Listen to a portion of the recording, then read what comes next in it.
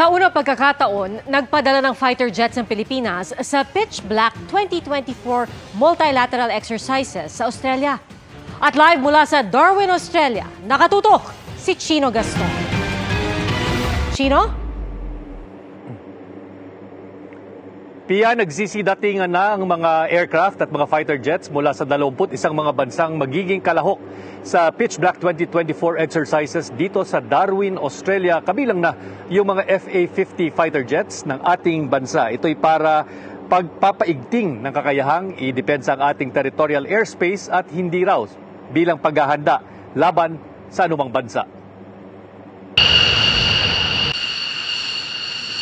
Mga pinakabagong fighter jets mula UK, Italy, Germany, South Korea,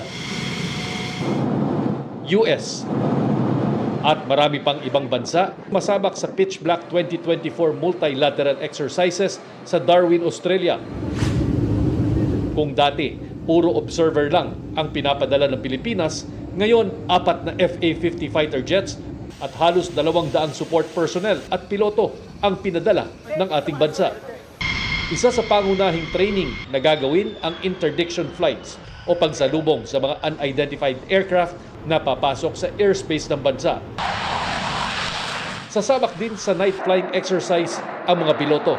These are more of like yung counter-air at saka yung air interdiction na type of exercise. So lahat dito ay has something to do sa pagpaprotektan. Ayon sa Royal Australian Air Force, 21 bansa ang nagpadala ng mga aircraft ngayong taon. Marami sa mga kalahok sumusuporta sa Pilipinas sa pag-iit nito ng karapatan sa West Philippine Sea laban sa China, gaya ng US, Japan, UK, Australia, France at Canada. Pero paglilinaw ng Air Force, walang kinalaman ang pagsasanay sa namumuong tensyon sa pagitan ng Pilipinas at China sa West Philippine Sea. Sa mga nangyayari ngayong issue o concern, lalo na sa ating rehiyon, ito ay hindi directly involved doon sa issue na ito. Dahil wala pa man iyon, matagal na tayong lumalahok sa mga ganitong exercise.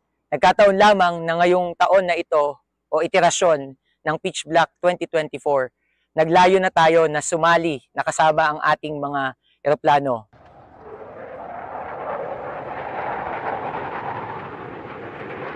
Pia, pagkakataon din daw ito para sa Philippine Air Force na makita ang performance ng ibang mga modelo ng mga eroplano na posibleng kabilang doon sa mga models na pinag-aaralang bilhin sa ilalim ng MRF Acquisition Program na ang budget ay inaprubahan kamakailan lang ng Pangulong Bongbong Marcos.